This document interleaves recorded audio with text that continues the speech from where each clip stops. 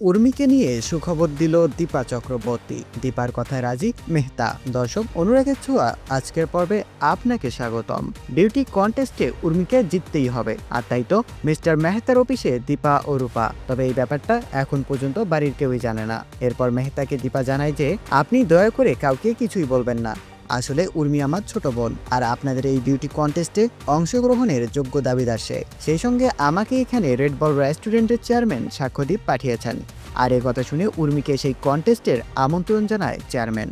অন্যদিকে দেখা যায় রূপা এবং দীপা বাড়িতে ফেরে। তখন রূপা দীপাকে শোনা বলতে থাকে, আচ্ছা তোমরা আমাকে না জানিয়ে কোথায় গিয়েছিলে, আর তোমরা এমন চুপ করে বাড়ি ফিরলে কেন? তখন দীপা বলতে থাকে, আজকে রূপার চোখের চেক আপ ছিল, আর তাই তো আমরা দুজন মিলে ডক্টরের চেম্বারে গিয়েছিলাম।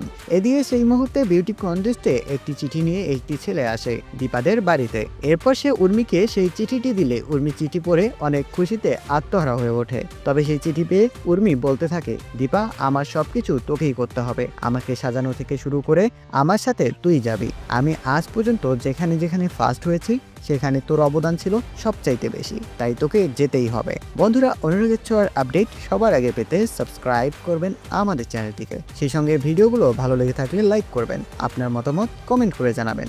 ধন্যবাদ।